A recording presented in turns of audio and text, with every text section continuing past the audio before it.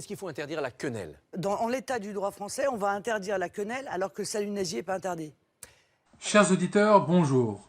Aujourd'hui, au micro d'Esprit de Résilience, nous allons voir ensemble les propositions de Marine Le Pen sur la liberté d'expression. Mais avant, un petit tour sur quelques débats concernant la question. Après le sketch de Dieudonné chez Fogiel, vous le soutenez? Je le soutiens comme j'ai soutenu tous les gens. Oui, d'accord, mais il ne faut pas soutenir tous les gens. Il faut soutenir les gens qui méritent d'être soutenus. Si on croit à la liberté de l'expression, il faut l'attribuer aussi à ceux qu'on déteste. Staline aussi.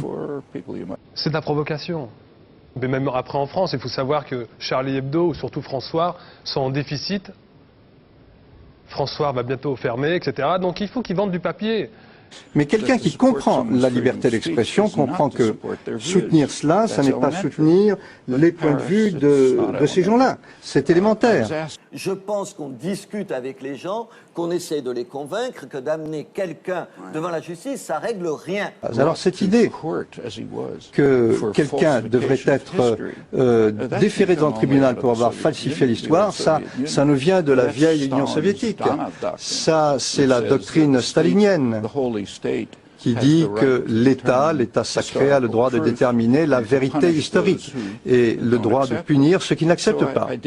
Nous sommes pour la liberté d'expression, mais nous voulons le respect. Mais si le respect aboutit à la censure, alors à ce moment-là, soyons clairs, disons, nous considérons que tout ce qui est attentatoire et blasphématoire pour nous ne doit pas avoir droit de citer. Au moins c'est clair. C'est la liberté, c'est ça. C'est la liberté, alors pas deux poids deux mesures, la liberté pour tout le monde. Une personne comme Dieudonné qui a fait un rabbin, enfin qui a fait un colon juif, etc. Tous ces DVD ne sont plus dans les pactes, on l'empêche médiatiquement, on ne le voit plus, alors que lui c'est un comique. J'ai rien à me reprocher, la justice m'a donné raison, j'avais le droit de le faire, on est dans un état de droit, c'est la justice qui décide et qui détermine les limites. Nous n'avons pas à fixer par la loi un certain nombre de règles. Spontanément, à la sortie de ce sketch, c'est ce que j'ai fait. J'ai dit, si j'ai heurté des gens, j'en suis désolé, mais je recommencerai puisque c'est mon travail. Ce qui me gêne dans la censure, c'est qu'elle est souvent exercée par une poignée de personnes, en tout cas, sans aucun respect pour ceux qui sont en face. Ces gens-là qui rentrent, qui tapent sur mon public, qui sont 150, ils se croient tout permis, ils blessent une petite fille d'origine marocaine. Bon, marocaine, on a le droit. Allons-y. Et qui, en plus de ça, rentrent en criant Dieudo, sale négro, les juifs auront un pot. J'ai quand même le droit de dire que ce sont des négriers, ils ont une attitude de négriers, reconvertis dans la banque, le spectacle et l'action terroriste. Pourquoi tout ça? Parce qu'il fallait organiser cette manifestation, c'était dans mon spectacle et c'était une action terroriste. Je ne reviendrai pas sur mes convictions politiques à l'intérieur de la République. Moi, je suis ouvert au débat, je suis un pacifiste et j'ai l'impression qu'on peut ouvrir et parler calmement des choses. Il y a des sujets sensibles et tabous. C'est une démocratie, il a le droit de dire ce qu'il veut. Il y en a certains, ils ont dit pire que ça, et pourtant au jour d'aujourd'hui, ils sont encore là, ils passent à la télé, on les voit tous les jours. Qu'est-ce que j'ai fait? J'ai parlé de quoi? D'extrémistes, de colons israéliens. Ça n'a quand même rien à voir avec la souffrance des Juifs pendant la guerre. Si j'avais dit Israël, la justice m'aurait certainement condamné. Mais arrêtez avec la justice. La justice, elle défend une liberté d'expression globale. Non, pourquoi je vous parle de la justice? Parce que c'est la seule autorité dans une affaire comme celle-là auquel je peux me soumettre. La liberté d'expression de Soral, je la respecte puisque je l'ai invité ici, il a dit des choses terribles et ça m'a été reproché. Mais on est dans un pays où avec une vraie tradition de l'humour à l'époque, même à l'époque des rois, il y avait le bouffon à la cour. Je trouve incroyable que j'ai pu faire un sketch sur le mollah Jean-Christophe, j'ai pu faire un sketch sur le curé. Là, je fais un sketch sur un colon israélien et tout d'un coup, c'est l'hystérie. Pourquoi quand vous avez TFJ qui appelle au boycott de mon spectacle, qu'est-ce que c'est que cette chaîne qui représente quel genre d'intérêt? Non mais je vous pose la question. Elle vous choque pas? Ça vous choque pas qu'une chaîne religieuse interdise le spectacle d'un humoriste? La pression des associations, des lobbies, commence à être un espèce de nouveau pouvoir. Qu'elles deviennent des censeurs, je pense que c'est un vrai danger et que c'est une faiblesse de la démocratie. Dans mon métier d'humoriste aujourd'hui, il y a des zones vraiment compliquées. Et pourtant, c'est des zones où il faut installer de l'humour. Cette hystérisation, elle a été organisée par M. Valls, avec dans le rôle de la grosse caisse, il faut bien le dire, les médias. Avec un positionnement scandaleux qui consiste à dire soit vous êtes pour l'interdiction du spectacle de M. Dieudonné, soit vous êtes antisémite. Le problème de Dieudonné, c'est qu'il touche aujourd'hui à la question qui fait mal, C'est-à-dire c'est sur ce terrain-là qu'il y a l'interdit aujourd'hui. En gros, pour les sionistes, là, dès qu'on parle d'eux, c'est un problème. Que ce soit d'une cacahuète ou d'un truc qui concerne les sionistes, il y a un problème. Mais quand il s'agit des Noirs, des Blancs, même les propres Français, là, on vous met dans les bateaux. Que ce soit les Renois, on ne parle pas de nous. Le problème de cette décision du Conseil d'État, c'est que ça pose le grand problème des libertés publiques dans notre pays, et notamment de la liberté d'expression. Aujourd'hui, hier plutôt, on a assisté à un bouleversement de l'ordre juridique dans notre pays, c'est-à-dire qu'une décision d'un juge unique, ce qui est tout de même éminemment contestable, organisé dans des conditions qui n'ont pas permis à l'avocat de... Il y avait un avocat quand même sur place pour représenter Dieudonné. Mais ça ne s'est jamais vu. J'espère que la Cour européenne des droits de l'homme condamnera. Ça ne fera que renforcer le fait que la France est le 3e pays le plus condamné en matière d'atteinte à la liberté d'expression, devant la Russie. Ce qui est tout de même pas extrêmement glorieux. La seule chose que je dis, c'est encore une fois, Dieudonné est un cas d'école. Il faut arrêter de le prendre comme exemple parce que sinon on ne peut jamais rien dire. Karl, vous êtes d'accord ? Il me semble que dans le passé, il y a un certain nombre d'intellectuels en France qui se sont quand même caractérisés en prenant des positions en soutenant les régimes les plus abominables dans le monde, les idéologies qui ont tué des dizaines et des centaines de millions de gens, sans que pour autant on les entende aujourd'hui fermer à coups de pas et se poser un certain nombre de questions. Au nom de la liberté d'expression. Et au nom de la bêtise, qu'il défendait. Dérapage antisémite de Dieudonné, il y avait un vrai risque que ce soir, hier, à Nantes, il y ait de tels dérapages. Donc il y a une sorte d'interdiction préventive. C'est une nouvelle jurisprudence. Mais ça s'appelle la censure. Mais je sais que vous la défendez, M. Barnier. Je vous interroge. Non, mais vous avez d'ailleurs pris un exemple qui permet de poser le débat. Vous avez dit, ça se régule aussi Internet. Vous regardez la Chine. Oui, si les dictatures arrivent à traiter Internet, pourquoi les démocraties ne se dotent pas d'un outil pour dire, attendez, on n'a pas le droit sur Internet de dire des propos monsieur Barbier, parce que ce sont des démocraties. Mais non, la démocratie, c'est le droit. On n'a pas le droit de tenir des propos antisémites, même sur Internet. Non, mais sur Internet, c'est pas un alibi, Internet. En France, la sanction, elle intervient a posteriori. L'interdiction a priori est totalitaire. Même avec les récidives de Dieudonné. Elle s'appelle la censure.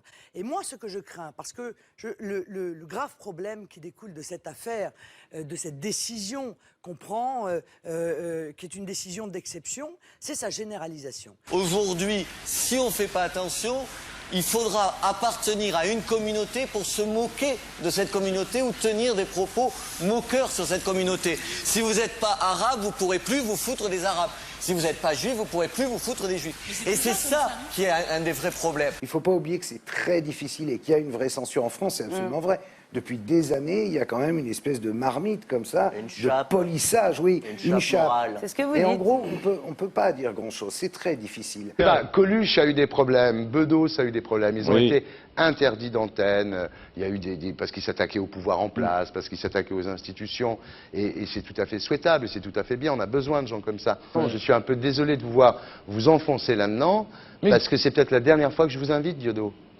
Si je ne suis plus invité, je ne serai plus invité. Mais je ne peux pas aller contre ma conscience, c'est contre ma dignité. Je ne peux pas. J'ai une dignité et j'ai une conscience. Nous avons bien vu qu'avec le rapport Lescure qui exige que Dailymotion et YouTube soient sous le contrôle du CSA, nous sommes dans une grande opération, face à une grande opération de restriction des libertés, et notamment des restrictions des libertés sur Internet. Et ce que je crains, c'est qu'au bénéfice, on se serve de M. Dieudonné pour engager un processus de contrôle préalable d'Internet qui me paraît être un outil de liberté, au point que je réclame, en ce qui me concerne, que la liberté sur Internet soit constitutionnalisée. Nous venons de le voir, Marine Le Pen entend garantir la liberté d'expression et les libertés numériques en les inscrivant dans les libertés fondamentales protégées par la Constitution. Un régime de liberté octroie la possibilité à une personne, douée de raison, d'agir selon sa propre volonté dans un cadre social ou politique, dans la mesure où elle ne porte pas atteinte à la liberté des autres et à la sécurité publique. Cette liberté fondamentale, qu'est la liberté d'expression, serait donc le droit pour toute personne de penser comme elle le souhaite et de pouvoir exprimer ses opinions par tous les moyens qu'elle juge opportuns, et ce, dans tous les domaines. Cette liberté est inscrite dans la Déclaration universelle des droits de l'homme promulguée par l'ONU en 1948. C'est l'article 19. Tout individu a droit à la liberté d'opinion et d'expression, ce qui implique le droit de ne pas être inquiété pour ses opinions est celui de chercher de recevoir et de répandre, sans considération de frontières, les informations et les idées par quelque moyen d'expression que ce soit. Cette liberté a comme corollaire la liberté de la presse, la liberté d'association, la liberté de réunion, la liberté de manifestation, mais aussi le respect d'autrui. Or, c'est ce dernier point qui impose à la liberté d'expression une censure. Cette censure peut être invoquée pour différentes raisons, mais dans le droit français, la diffamation, l'injure, l'incitation à la haine et à la discrimination, l'atteinte à la vie privée, l'apologie du terrorisme ou l'appel à la violence physique contre un individu sont considérés comme des délits. C'est la raison pour laquelle Marine Le Pen a le désir de lutter contre le cyber-djihadisme et la pédocriminalité. Mais au fond, le problème de la liberté d'expression est le deux poids, deux mesures. Quand Charlie Hebdo diffuse des caricatures du prophète, certains ont supporté le magazine au nom de la liberté d'expression, car la loi française réprouve les attaques contre les personnes et non contre les croyances. Or, quand Dieudonné exprime des idées, des associations et même le gouvernement lui imposent le silence. Qu'importe ce qu'il dit, si on ne croit pas à la liberté d'expression pour les gens qu'on méprise, on n'y croit pas du tout, disait Noam Chomsky. Tant que Dieudonné ne va pas contre le droit, pourquoi vouloir lui imposer la censure? Ou peut-être, une question un peu plus pertinente serait de savoir qui impose la censure. Au regard de l'histoire, on pourrait voir que la censure fut exercée par une autorité puissante, religieuse et ou laïque. En France, le roi censait en son nom, ou au nom de l'Église catholique. Le général de Gaulle avait censuré en son temps le caricaturiste Ciné, et Valéry Giscard d'Estaing avait censuré Guy Bedos et aussi Coluche. Mais à mesure que le pouvoir de l'autorité s'amenuise, celle-ci ne peut plus exercer de censure ou elle juge cet exercice comme un suicide politique face à une société qui ne la respecte plus. Ce fut le cas avec l'Église catholique et le reste de la chrétienté dans les sphères occidentales devenues séculaires, et c'est le cas avec les politiciens aujourd'hui. Les humoristes s'adonnent à cœur joie et plus rien ne les arrête quand il s'agit de critiquer l'armée, les bonnes mœurs, les politiciens ou la religion. Or, de nouveaux interdits ont fait leur apparition, et le problème est qu'au nom de la bien-pensance, on veut se donner bonne conscience en les supportant et, pire, en condamnant ceux qui tentent d'en faire une critique. Le cas de Dieudonné, n'en déplaise à Ferrari, n'est pas un cas d'école. Ce n'est pas une exception. Dieudonné suit la lignée des comédiens censurés par ceux qui ont le pouvoir. Et s'il n'est pas mis en accusation par le gouvernement, sauf par le gouvernement Valls, je vous l'accorde, mais s'il est mis en accusation par des lobbies sionistes et non pas juifs, cela poserait la question du poids qu'exercent ces lobbies dans le pouvoir français. Ce sont ces lobbies qui ont menacé Dieudonné. Ce sont ces lobbies qui ont attaqué son public. Ce sont ces lobbies qui ont menacé les salles de spectacle dans lesquelles il allait se représenter. Ce sont ces lobbies qui ont poussé le gouvernement Valls à lui interdire certaines représentations. Ces lobbies vont à l'encontre de la liberté d'expression, donc, car elles incitent à la haine et à l'appel à la violence physique contre des individus. Mais que fait le gouvernement? De Gaulle disait « On ne met pas Voltaire en prison. Voltaire, on l'aime ou on ne l'aime pas. Mais pour la même raison, on ne met pas Dieudonné en prison. La seule censure qu'il pourrait avoir n'est pas la sienne, n'en déplaise à Bedos père, mais ce serait celle de son public. Si les personnes n'aiment pas Dieudonné, ils n'iront plus le voir. Or, ce qui se passe en réalité, c'est l'inverse. On aime Dieudonné et on va le voir. Et on aime de plus en plus Dieudonné, donc on va de plus en plus le voir. Et malgré tous les interdits, il est encore là. Dieudonné incarnerait pour beaucoup de Français le messie de la liberté d'expression. Il porte la croix de cette liberté pour nous montrer l'exemple. Chacun a droit d'exprimer son opinion et de pouvoir se défendre, quitte à y renoncer, en débat avec l'autre. Avec la montée du communautarisme en France, la liberté d'expression de l'ensemble a bel et bien été cisaillée pour protéger les minorités qui, elles, se développent et qui rallient le chenil des nouveaux chiens de garde. Bref, la France est devenue une démocratie d'opinion. Dans un contexte relativiste, chaque opinion devrait se valoir. L'opinion de Dieudonné devrait être soutenue par l'ensemble, tout comme celle de ses opposants. Or, ça ne se passe pas comme ça dans la réalité, car les médias veillent au grain. Tout ce qui ne correspond pas à leur idéologie est considéré comme extrémiste, fasciste, homophobe, xénophobe, voire nazi, donc impropre à être diffusé. C'est cela la censure. Ainsi, à partir de cette censure et de l'autocensure qui en découle, et qui permet à bon nombre d'intellectuels et de comédiens de passer à la télé ou à la radio, alors qu'ils ne se moquent, on va le dire, que de cibles faciles, ou parlent de sujets qui n'ont plus vraiment de lien avec le réel, à partir de ce moment-là, s'installe progressivement le consensus. Sans trop entrer dans les détails, voyons ce que Christophe Pacifique, docteur en philosophie, a à nous dire sur ce qu'est le consensus. À vouloir éliminer le conflit dans la démarche de recherche de consensus, nous éludons l'opportunité de le dépasser. Nous sacrifions un meilleur possible au profit d'une démocratie de moindre mal. Les décisions pluridisciplinaires, qu'elles soient issues d'un staff médical, d'un comité d'éthique ou d'une instance politique internationale, succombent aujourd'hui au champ du consensus. A contrario, le dissensus assure, par le lien fécond de la parole, le souffle éthique d'une société.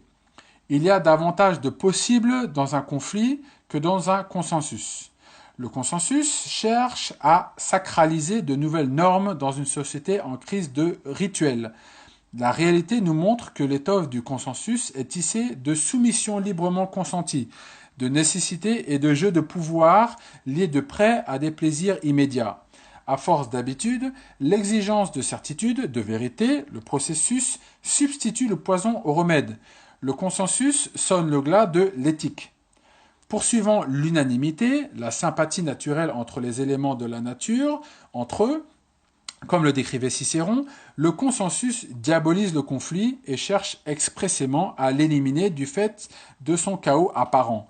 Le besoin d'ordre normatif tend à rechercher l'exclusion du risque d'égarement, la menace d'une possible logique contraire. Il totalise le besoin de vérité commune. À ce stade, la démocratie est en danger car il est nécessaire qu'une démocratie nous permette de nous égarer sans trop nous perdre. La réflexion démocratique doit pouvoir envisager tous les possibles et c'est dans cette projection qu'une démocratie se rend brillante. La certitude, elle, présente le chemin comme un paradigme sécurisant qui, de par le sentiment de confort qu'elle nous procure, nous confine dans une pensée arrêtée sans issue. L'unanimité du consensus recherche la puissance de cohésion contre le risque déstabilisant d'une controverse. En voulant se débarrasser de la différence et en la diabolisant comme un danger sociopathique, la démocratie pourrait se complaire dans l'incomplétude en fabriquant de la sympathie artificielle. Si le consensus n'est pas un poison en soi, la recherche à tout prix de ce dernier est une démarche totalitaire. Alors se pose comme incontournable en termes d'éthique le principe du conflit nécessaire. Voilà une bonne raison pour faire valoir notre liberté d'expression à tous et à garantir les libertés d'expression et les libertés numériques en les inscrivant dans la Constitution. Je pense notamment à tous les youtubeurs français qui tentent de faire un gros travail de réinformation, soit par le rire, soit par le sérieux journalistique. Un grand big up à vous tous. Voilà, la vidéo touche à sa fin maintenant. J'espère que vous l'avez appréciée. Si c'est le cas, n'hésitez pas à liker, n'hésitez pas à la partager, à laisser un commentaire en bas et à vous abonner à la chaîne d'Esprit de Résilience pour être au courant des prochaines vidéos qui vont sortir. Je vous souhaite à très bientôt sur Esprit de Résilience.